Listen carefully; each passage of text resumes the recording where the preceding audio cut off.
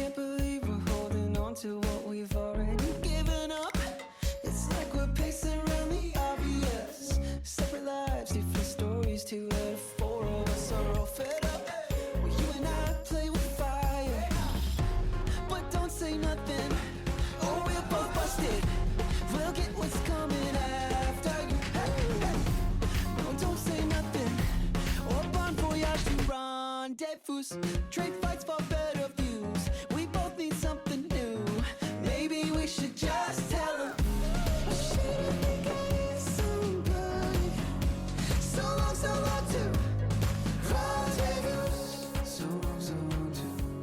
Hello, hive-minded readers, and welcome to the Books and the Bees podcast. Just like bees play a crucial role in pollinating flowers and sustaining life, books pollinate minds and nurture the soul. We see the connection between the two, the delicate dance of ideas and stories that enrich our lives. I'm Hailey. And I'm Cody. Welcome to our podcast. Hello, Hailey. What up? It's officially spooky season. It's spooky season. Happy October. It is the 3rd as we're recording this. So it's a week into it when this comes out. We're very excited for spooky season. October's here. Fall's here. Hell yeah. It's time. Yeah, and for anyone out there that knows this reference, on October 3rd, he asked me what day it was. And I said, it's October 3rd. If you know, you know. Is it Mean Girls? Yeah, it's Mean Girls. Yeah, okay. I was like, I know it's Lindsay Lohan, but which Lindsay Lohan? Yeah. God, I was obsessed with that movie. Also, don't come for me if that quote was, like, butchered in any capacity, okay? It's been years since I've, like... By years, I mean that's months very close. Since I've watched that. I think that's close. Yeah, it's an iconic movie. It's an iconic time. Fall is the best time of the year, in my opinion. I love Halloween. I love the fall vibes. And then I'm also a big Christmas person. Actually, I love Halloween. I love Thanksgiving. I love Christmas. So like this is the best part of the year for me. Yeah. I'm not the biggest fan of Thanksgiving. But I love Christmas and Halloween and spooky season, and definitely top 2. Well, I say top 2. Definitely like on my top 3 favorite holidays, because my favorite holiday is Valentine's Day. But that's true. I forgot about that. Weirdos, but yeah, yeah. Halloween's my favorite. And I feel like kind of gypped this year because we like aren't really decorating because we just moved, and I haven't really done a whole lot of stuff, but I'm trying to get into some spooky books, which we'll talk about in just a second. And I think I'm starting to feel the vibes a little bit, and then start shifting into like buying Christmas gifts for people, which is insane because 2024 has flown by. Yeah. And I'm not prepared for the end of the year, but it's always fun. Right. Same. I feel like I always, every year, I'm like, I'm going to prepare to buy gifts and like make sure that I have a stockpile for everybody so that everyone gets an equal amount of gifts.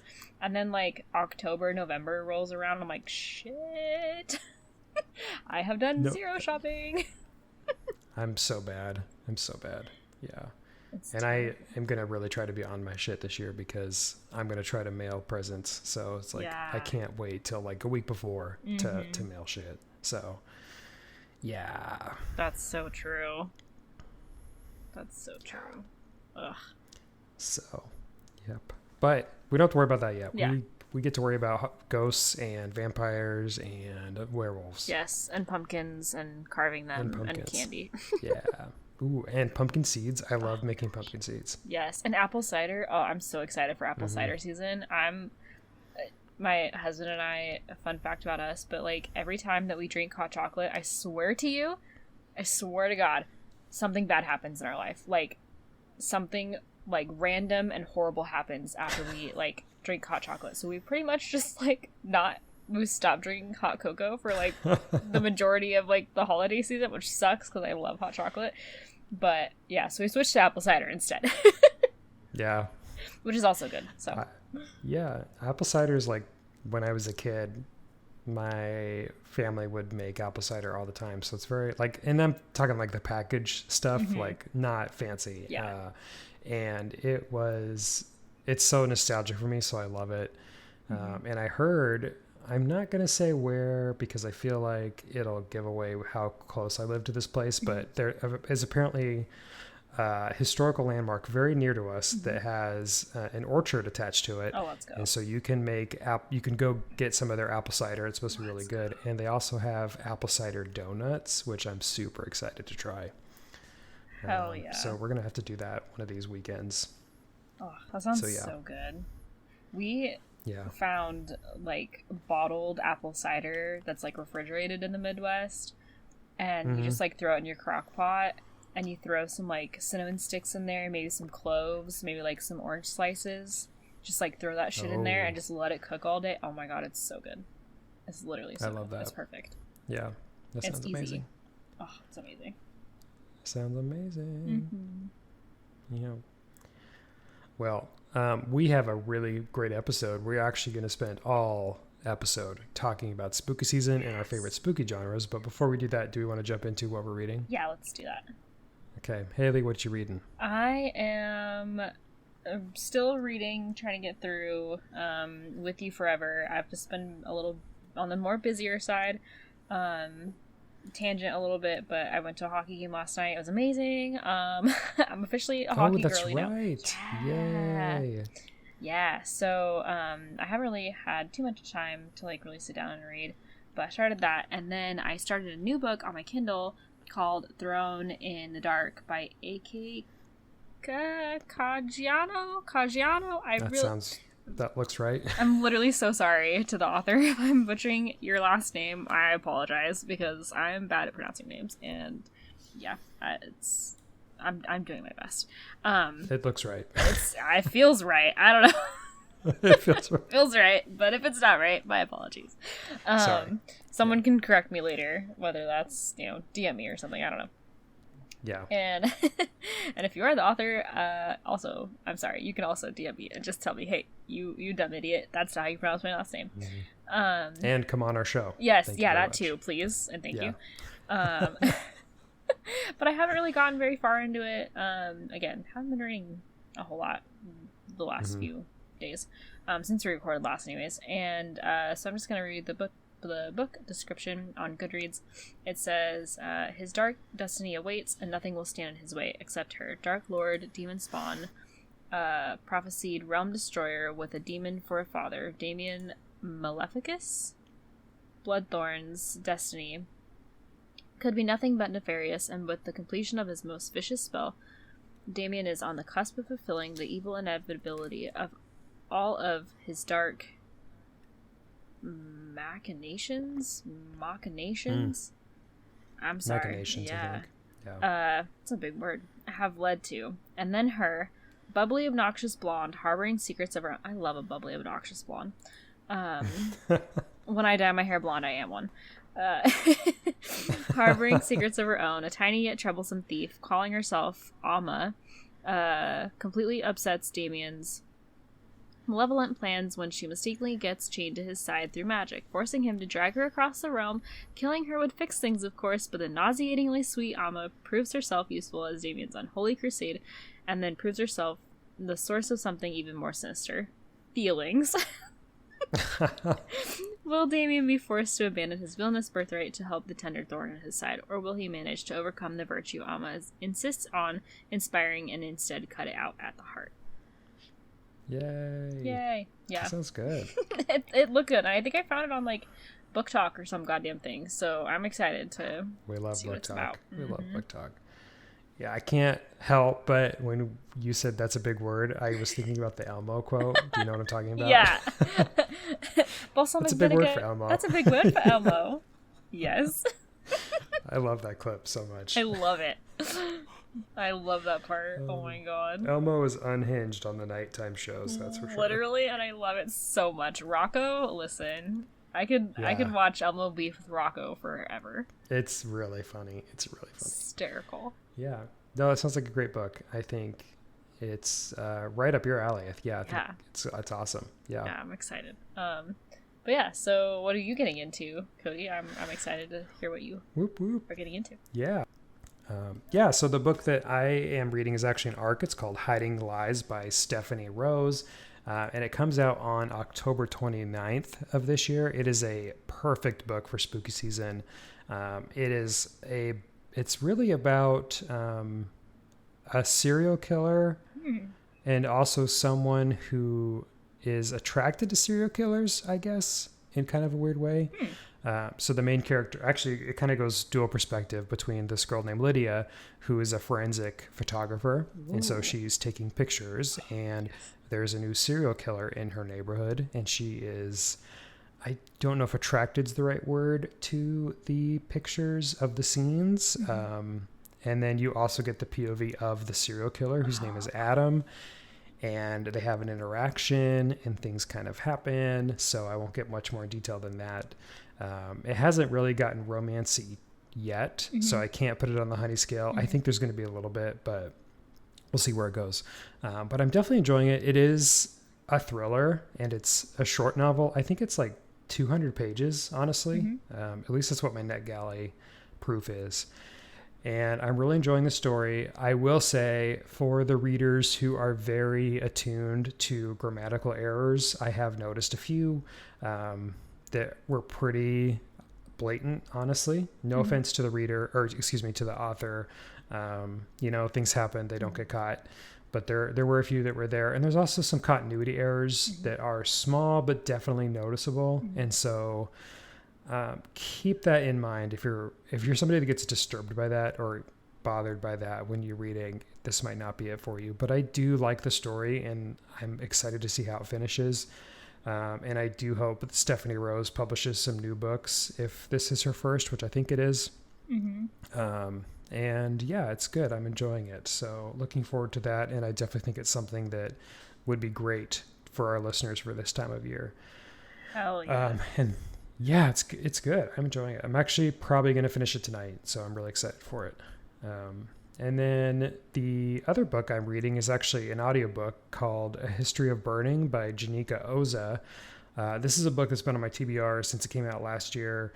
It's got a beautiful cover, and it's basically a generational story about this Indian boy who gets abducted or stolen to go work on the British Railway as basically a slave in the late 1800s, early 1900s.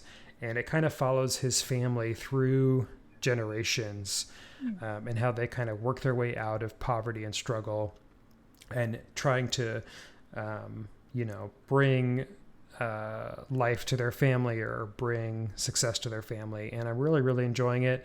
The audiobook is actually really well narrated. The two narrations are Lipica Shah and KP Upadhyayula. I am so sorry if I mispronounced that. I tried to find the pronunciation and I could not. But it's got girl and guy narrator for girl and guy parts in the book. I think it works really well. It has some music associated with it, so it's a very well produced audiobook. Wow.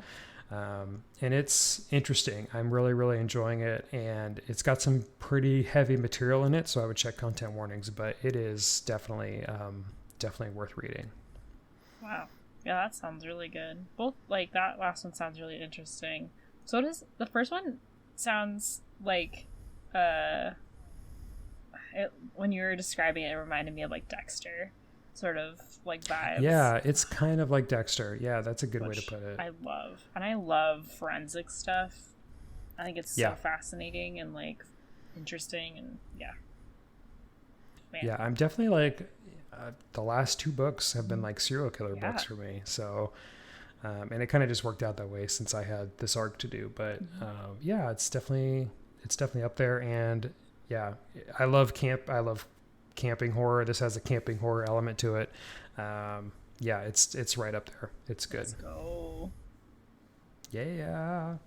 Hell yeah.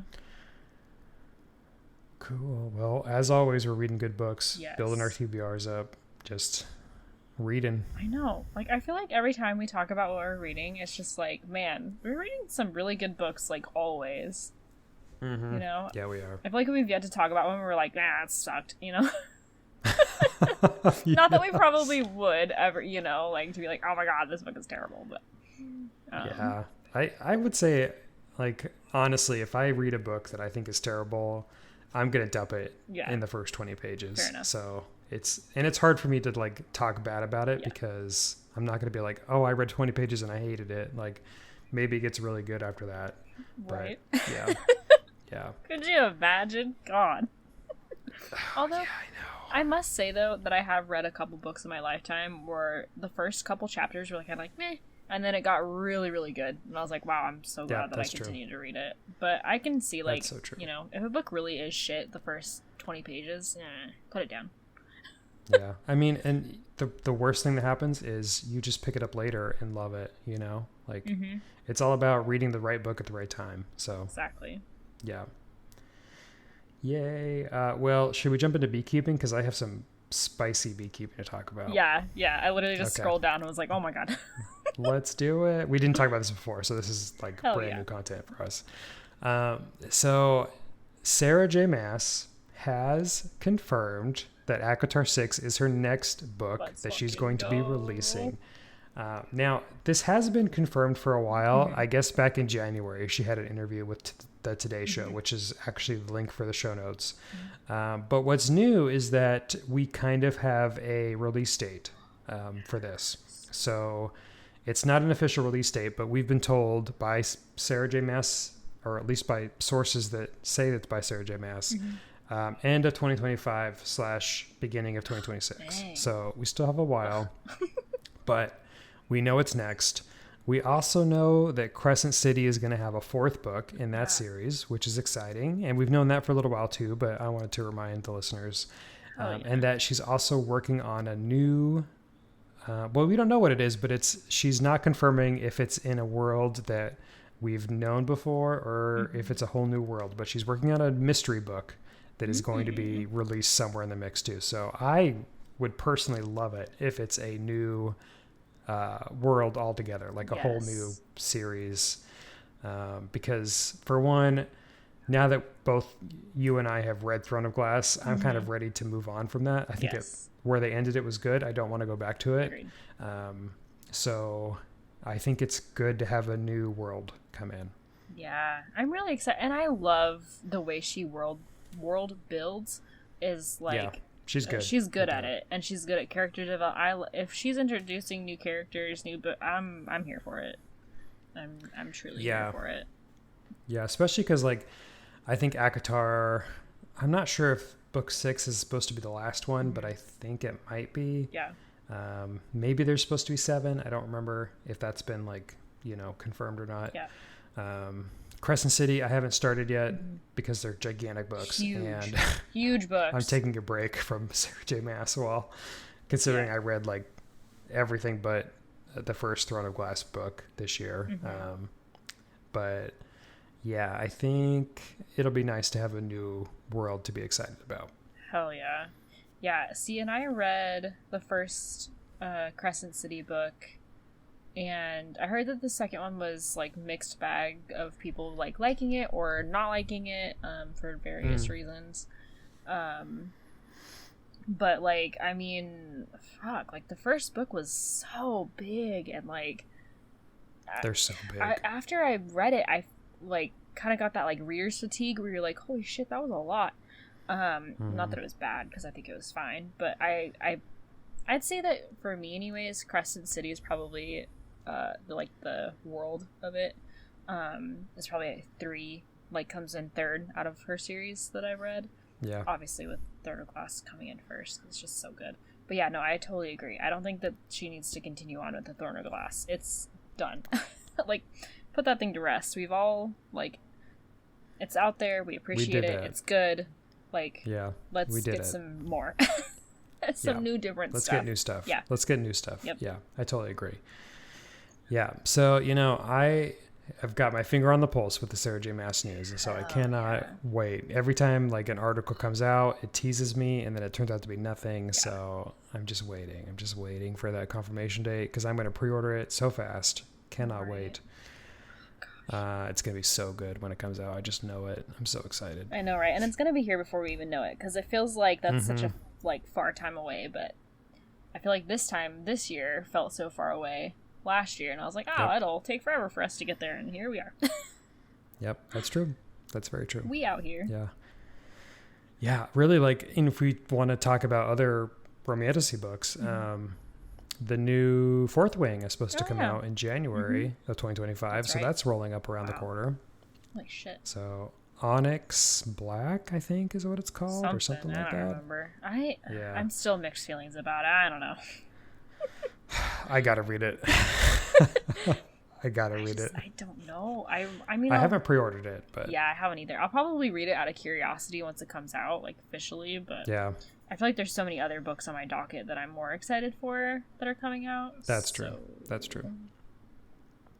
Yeah, that's true. Good point. Yeah, but you know, romantasy is thriving still. So, yeah, even though we haven't really talked about it a whole lot recently, but it's still thriving. It is. Yeah. It is. Cool. Hailey, do you have any beekeeping? Just wanted to talk about the hockey game and how cool it was, but that's pretty much it. Hockey game. Yeah. Love it. I mean, okay, so for our listeners, it was my first ever hockey game that I've ever been to my whole life.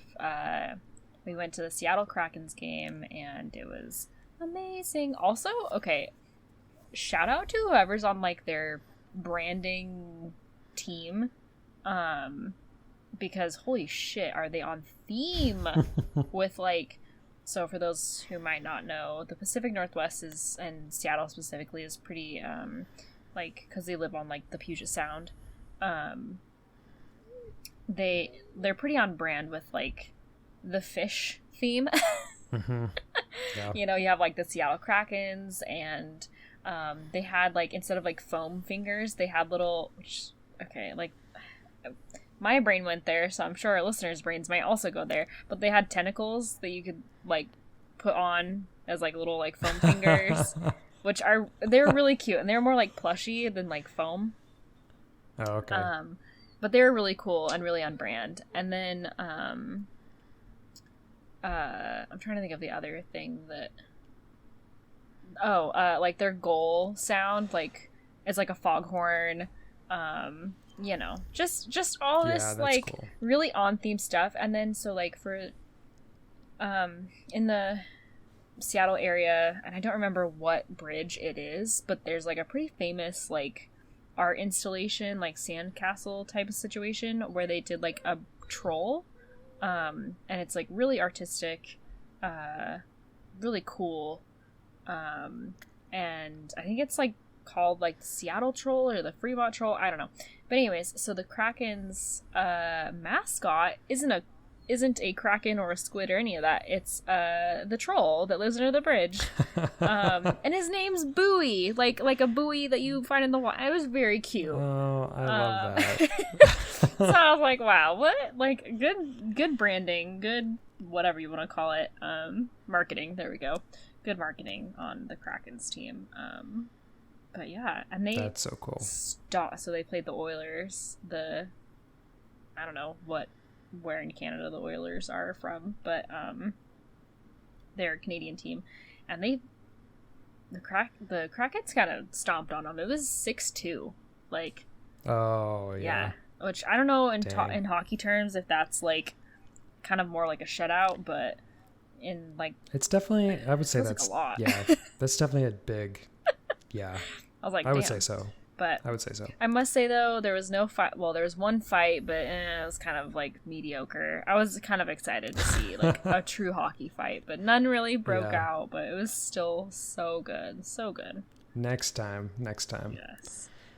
Yeah, it's nice. We went to a Golden Knights game last year, I think, and it was definitely they're a lot of fun. Definitely a vibe for sure. Hell yeah. And they're so fun to watch. Yeah. So fun to watch. Especially live. Like at home it's not as exciting, but yeah, live they're really fun to watch.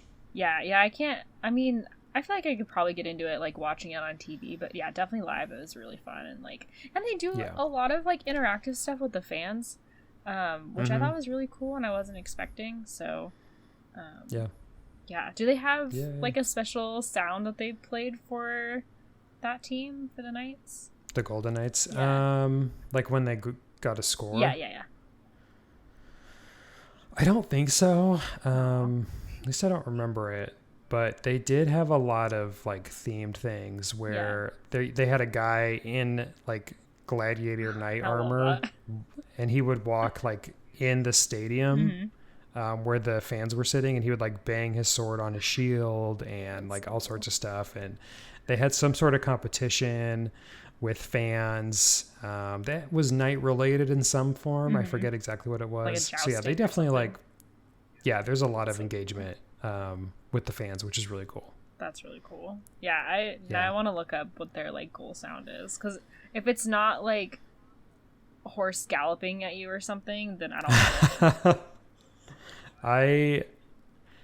I think it's like a foghorn like noise. Aw, boo. Yeah. It seems like a regular goalie noise to me, but I could be wrong. But yeah, they definitely lean into the Golden Knights theme really well. Yeah. I love that. Yeah. Cool. Well, that's beekeeping. Yeah. Good beekeeping today. It's been a while since we had some beekeeping, so that's exciting. And now we can jump into our main event, which I'm so excited to talk about. It's our favorite spooky genres. So we're going to talk about all spooky books, but we're going to kind of delineate them a little bit into genres. I'm so excited to talk about this because I love horror. I've been talking about it all year on the podcast. This is my time to shine. Yes. I literally cannot wait to have this conversation. So Hailey, do you want to start with like what's one of your favorite spooky genres? And we're going to talk about books, but we can also include, I think, like movies, TV shows, video games, like delineate a little bit. Yeah. Yeah. Well, shit, if we're doing that, then all right, let's go. So I have like 3 main categories that I really enjoy during like the spooky like October season. But my first one that I will say is, as far as like books go, obviously I love like a paranormal romance, and typically I lean towards like the vampire type romances. The vampire's a good one. Yes. Yeah. I just feel like it's so classic. And that's like the book that I was reading just recently, that I think I mentioned in one of our previous episodes, the How to Bite Your Neighbor and Win a Wager. That book, I mean, it's so good. I still have like a teeny bit left to read on it, but I'm mostly done. And honestly, I mean, no spoilers, but it took a turn that I wasn't expecting for like a little bit, and it was kind of had like a mystery aspect to it, which I thought was really good. Kind of like a crime mystery type of thing going on. Oh, cool. Which I thought was like an interesting kind of take to layer, I guess, on to like the already like vampire romance trope that, I really love. Yeah. But yeah, like, just, I love a good vampire romance. And I still need to read whatever, the Leigh Bardugo, Oh, The Familiar. Yeah, The Familiar. It's literally sitting on my shelf, and I have not opened it. And I really want to read that book. Need to read it this spooky season, because I feel like it's going to be a really good one for spooky season. It is. I think you're right. You know what? I'm glad you brought that up, because I was thinking about that book like a month ago, and I forgot all about it. So I need to check it out at the library, because I want it really bad. Yes, and I feel like even the Malice book that An Education in Malice. Yes, I feel like that is also right up there in that same kind of like genre. Obviously like Twilight and that sort of thing. Freaking True Blood. Listen, the show, the books, sign me up. Sign me up. I love them. I binge watch True Blood every season, or every like spooky season, at least once a year. Where I just watch the show from like start to finish. Not that it really follows the books as much, but just so good. Yes. Yeah, I'm totally in it. Like, I think vampires is like the OG paranormal romance. I feel like Dracula was even a little bit of a paranormal romance in a way.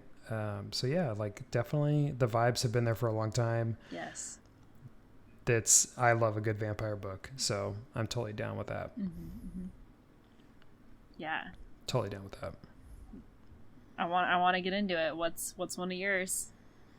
Man, I'm gonna go straight for the jugular here. I love creepy ass horror, like Hell yeah. body horror, like really, really intense descriptive horror is like one of my favorite things, especially like the ones that really mess you up for a long time. And the one that I think about with this category the most is called Tender is the Flesh. Tender is the Flesh by Agustina Bellarese. And it's a translated book from, I believe she's from Portugal, so it's from Portuguese. And this book was about a virus that makes all non-human meat inedible. So humans resort to eating humans. And so there's like a whole meat factory cannibal situation happening. And it is such a good book. It's really short, but it's intense. And the ending is insane, like actually insane. And I read it maybe 2 or 3 years ago, and I still think about it regularly. And anytime someone talks about it, I immediately like run over to them and like we talk about it for a long time. Yeah, and I just got a book called Exquisite Corpse by Poppy Brite, I think, which I've also heard is really intense body horror. It's I don't know what it is, but I just love those books that just really disturb you, and I'm totally into it. Those are just perfect books for me. Hell yeah. I can't get behind it because I'm just such a weenie when it comes to freaking like body horror, like flesh tendon. Can't do it. Yeah, I'm a fan of gore. I will say, like, the video game community, there's so many good gore games out there, and I'm not gonna like jump into like naming them, but what really gets me, like the thing that really bothers me, are the jump scares, like the jump scare games and movies, like they get me. yeah, I agree. I get jump scared by things that aren't even supposed to be a jump scare. So if you're ever like watching a movie with me in any capacity and something like takes me by surprise, I will jump. Yeah, jump scares, I definitely fall for them. They're definitely there. But I just love the creepy horror, the body horror. Slashers kind of fall into this category. I love a good slasher book. I've talked about a few of them. Stephen Graham Jones has great slasher books that I've talked about all year long. Yeah, there's really, really good books and other media out there for this genre, and I love it. Hell yeah. Yeah. What's your next category, Hailey? So my next category that I tend to consume during the like Halloweeny season is like the cutesy like Halloween type stuff. Now when I say cutesy, I mean like and I don't have any books off the top of my head because I don't think I've actually read any like cutesy spooky books recently, but things like the classics, right? Like Halloween Town. And I love Halloween Town. Oh my gosh, what is the other movie? It's a vampire one with it's this little boy, and I think his parents are vampire, but it's not My Mom's in Love with a Vampire or whatever. I can't remember what it's called. That's the movie I was thinking of. Is it a Disney movie? It is a Disney movie. It's not the one with the guy from The Nanny. No, that's the one that my mom's dating a vampire or whatever. Yeah, and I don't remember what it's called. But yeah, just like Halloween Town, and I'm trying to think of the other ones that I can't think of off the top of my head, obviously, because I'm bad at recall. I'm trying to think. I'm actually just gonna go on the Disney app because I'm a weirdo. By the way, let's give a shout out to Disney Channel back in the day. They right. had peak Halloween content. Literally. Actually, all the like, I don't know if Cartoon Network did, but Nickelodeon had really great Halloween themed episodes. Disney always had really great Halloween themed episodes, and movies. Like, it was really fun being a kid in that time frame because of all the good stuff they had coming out. It really was like, okay, and obviously I'm gonna date myself, and like two, I'm gonna probably say something like mention some movies that maybe not everyone would agree would like be considered like even spooky, but things like Twitches, like Twitches is good. Good. Like it's good. I liked it. I haven't even thought about that movie in years, but yeah, it's good. It's good.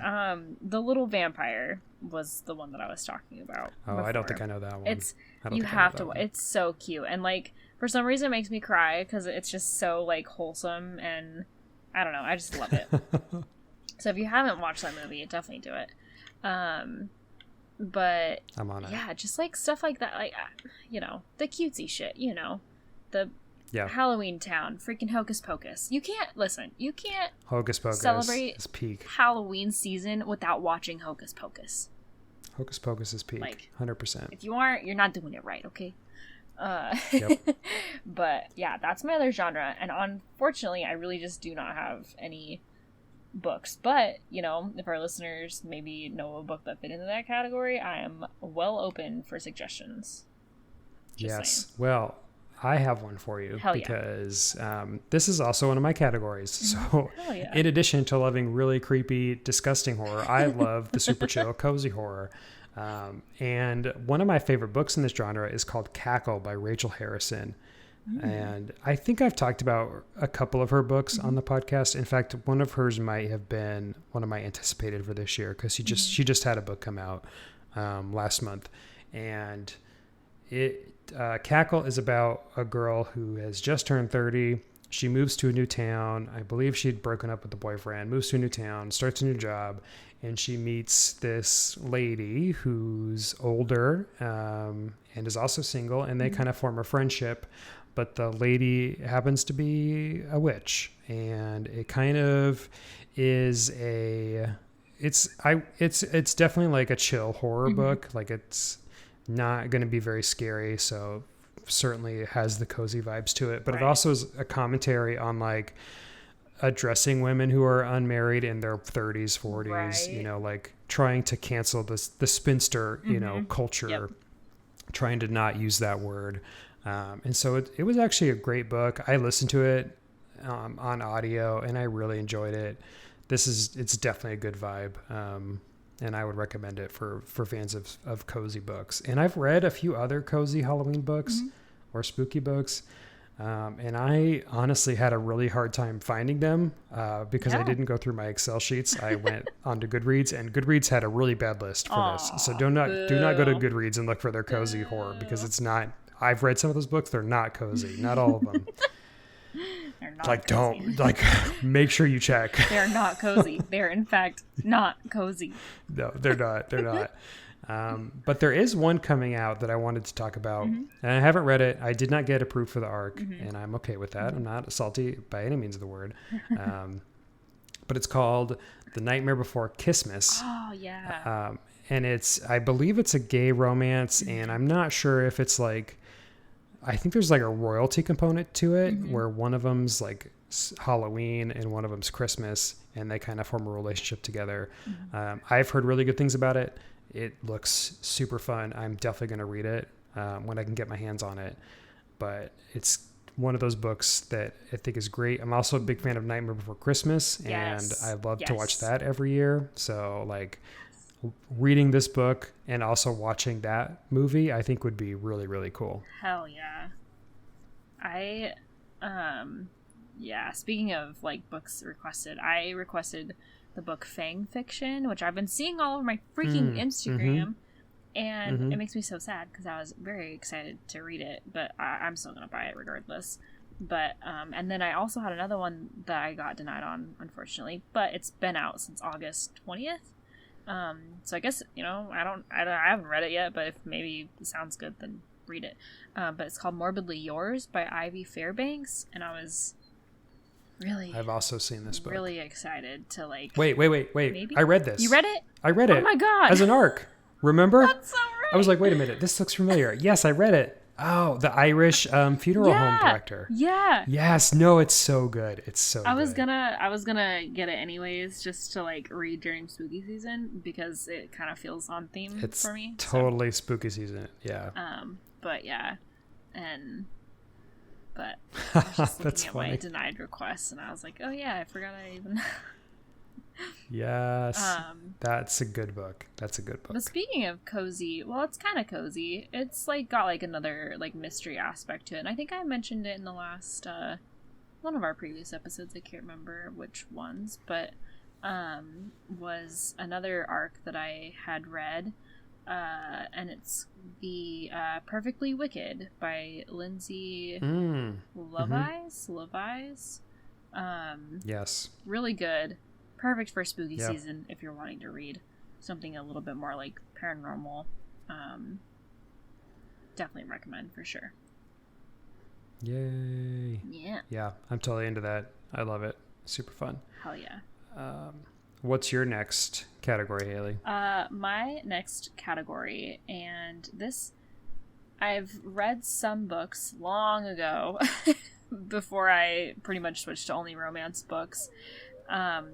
But I love a good, like, psychological thriller, and whether that's, like, books, movies, TV shows. Listen, I'm a freaking big proponent of Criminal Minds. Don't watch it in succession, because you will find the pattern of the series, and it'll ruin it. But, maybe watch, like, an episode every, like, I don't know, few weeks. But it's one of my favorites, and I just love, like, psychological. Doesn't even have to be a thriller. It can just be like psychological, whatever. I don't know. Yeah. I was going to mention, I'm glad you brought up Criminal Minds, because Hiding Lies kind of feels like a Criminal Minds a little bit. Yeah, that's kind it's of definitely in that space. Yeah, well, and like Dexter. Not that I think that Dexter is necessarily psychological. It's more like I don't know what's Dexter's categorized as, actually. I have no idea. Yeah, but it's like in the realm. Yeah, like that, like crime aspect to it, I guess. Yeah. It's like a crime show with horror elements to it. Yeah. But I just love the like psychology of it all. I'm such a like nerd when it comes to psychology stuff. But and I know I've mentioned this book before, long ago. But it's the Malevolent book, and I haven't finished the series at all. I think it's got a few books in the series now. Very good, by Jana DeLeon. Very good book. Looks like there's a whopping 7 books now. Jeez. So, and they all look spooky as fuck. So, I mean, if you want to dabble in some spooky, like, more thriller type stuff, that's probably the ones to get into. So, and I love them. I love it. So maybe I should start those this season. I don't know. Or pick them back up, I guess. Yeah, do it. Too many books, too little time. Literally. Yeah. Oh man, that's so true. What's your next category? My next category is kind of hard to describe, but it's similar to what you're saying with psychological horror. Mm-hmm. I do love a horror book where you don't know where it's going, in the sense of, like, is this actually a ghost, or is this someone's imagination? Yeah, you know what I mean? Gotcha. Like, like, is it actually something spooky, or is it something that can be explained? And if it's done really well, it's good. It can be done poorly, I'll say that. And I don't think I have any like books I would mention off the top of my head like that, but because you don't want to feel cheated at the end. Like, you don't want to be like, oh, I read this whole book for nothing. But if it's done really well, and I will say Paul Tremblay does a really good job of these types of books. I read Horror Movie this year, which I talked about. I got as an arc. It came out back in June. You really don't know at the end of his books if it was really the spooky element, or if it was just like, hysteria or whatever. Yeah. And I kind of like it. Like it's interesting to have that opinion as a reader. Yeah. So he is who I think he's the king of this type of horror, and I'm really, really into it. So anything he writes, I'm a big fan of, and really like any book that's like, is it really spooky? Is it not? And I read a book years ago, and I still remember the name of this book. It's called You Came Back by Christopher Coates. Mm-hmm. This is a book about two parents who lost their son. They get divorced because their son dies, like, you know, and it's all about that. And the mom is convinced that her son came back as a ghost. Mm-hmm. And the whole book deals with that. And the ending of that book is very memorable to me, and I really, really enjoyed it. It's definitely one that stuck with me for a long time. And yeah, I just kind of love that vibe before too. Yeah, that reminded me of a movie that I watched fairly recently, this year, I think. Sorry, my dog's freaking out. Nova is a unofficial host of the podcast. Yes, literally, my dogs are paid actors. Is it both of them or just Nova? It's both of them. They're like trading off. God. But anyways, so I think the movie was called like The Boy or something. Without giving too much spoilers, if maybe our listeners want to watch it, also freaking warning, it's scary. But basically the premise is this family who could never have children, these parents who are now elderly, they have a doll as a placement of their son. And, oh boy, that is creepy. Yeah, so I do not like where this is. so their son, they treat this doll as if it was their own. They have like a routine for it, all this stuff, and they hire a babysitter to watch so that they can go on vacation. Oh my god. And so the babysitter, like, you know, obviously creepy stuff starts happening, and turns out there's a reason why this doll is like doing very humanoid things, like moving and stuff. It's very it's up there with like the creepier movies that I've watched, but it's good. I definitely want to watch that. It's very good. Want to watch that. And there's like a couple parts where I'm like, okay, that's a little corny, but yeah, there's definitely a lot of parts where I was like, oh my god, that's terrifying if that was like an actual thing. But yeah, that just reminded me of that movie. It is definitely a good horror movie for the spooky season. Wow. Yeah, that sounds good. Yeah. That sounds really good. Yeah. Oh, yeah. Hailey, do you have another category? I it kind of goes back to paranormal, more so just, I just want to talk about it because it's more of my favorite genres, but like, the Conjuring universe, all the movies. Conjuring. That movie scared the absolute shit out of me when I watched it the first time. Like to the point of like nightmares. The whole series is really good. Yeah, honestly, it's really good. Yeah. My only gripe is The Nun. That movie, trash. Throw it away. I don't know if I watched that. It's bad. That's don't watch it. I don't know if I watched it. Yeah. Don't watch it. It's bad. That's a good question. But like Annabelle, I really love paranormal, like spooky shit. Ghosts, like exorcism type stuff. I love watching scary movies like that. They give me the heebies. Yeah. The Babadook. Honorable mention to the Babadook. If you've never watched the Babadook, freaking watch it, and you will feel like you're losing your brain. It's so good. It's so good. It's good. So good. It's good. But yeah, just stuff like that, and also the Paranormal Activity movies. They're so corny, but I love them. You know what? Those are good. Honestly, those are good.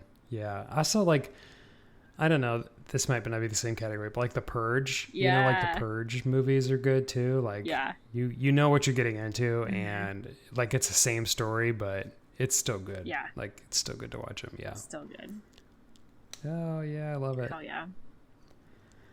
Yeah. Any other categories for you? Yes, I've got one more, Yeah. and I'm calling it funny horror because these are horror books or horror movies that will make you laugh. I do love a good, like, funny / scary. I can't think of any movies, like Scream would kind of fall into this category. There's definitely like some spoofy horror movies out there. Cabin in the Woods is a little bit in this category. Yes, if you know, you know. Which is just, I would say just watch that movie and don't movie. listen to anything anybody says about it. Just watch it. It's good. It's definitely good. Yeah. But yeah, like funny horror, and for books, Grady Hendrix falls into this category, and I really have not talked about him on this podcast because I haven't read anything by him. I don't think this year. He has a book coming out early next year, but he writes amazing horror that's also got funny elements to it, and there's always a female character who's in some sort of situation. Like there's one called My Best Friend's Exorcism, which is 80s teenage girl culture, and it's such a good book. Honestly, like I cried at the end of it. It's so good, and it's funny, but it's also spooky. And then there's The Southern's Guide to Slaying Vampires, which is about moms in the 90s. Yeah, I think you'd like it a lot. It's moms in the 90s, like dealing with all typical 90s culture, and a vampire. Super, super good book. And so, yeah, I would check him out. He's got some great stuff. And honestly, like he's even got a book, it's called Horror Store. And it's the paperback version is, it looks like an IKEA catalog, and it's about basically a haunted IKEA, which is amazing. So yeah, he's got some great horror out there. I love it. Man. And I love that genre. Yeah. Hell yeah. Such good. Yeah. Such good, like, I feel like there's such a plethora of, you know, things to consume that fall into the spooky category in and of itself. Lots of subgenres. Yeah. So true. Yeah. So true. If you want a good, I was just thinking of Sinister, that movie. Oh God, you want a freaking creepy ass movie, Sinister? Yeah, I know that is creepy. Yeah, that is a creepy movie. You're right. Yeah. Oh yeah, love it, love it. Lots and lots. Yeah. Any other categories? I think that's really it. That's like my top categories for sure. That's like I'd say 4, the same. 3, whatever. Yeah. Yeah. Well, you know, if our listeners have any categories they want to share with us, you can do so by emailing us. booksandbeespod@gmail.com is our email. So feel free to check in with us on our email. Yes. You can also go to our Instagram page, which is @booksandthebeastpod, which Hailey works really hard to put together. So please go on there and message us, reply to us, all that sort of good stuff. We also put our individual Instagrams in the show notes too. So if you want to reach out to our individual pages as well, you can do that. And the best way to show your love for this podcast is to give us a 5-star review on your podcast listening app. If it's Apple Podcasts, if it's Spotify, whatever it is, give us a 5-star because it really helps us get more listeners, and we're always trying to do that. So you know, give us some help. Hell yeah. And thank you. We love you so much. Yes.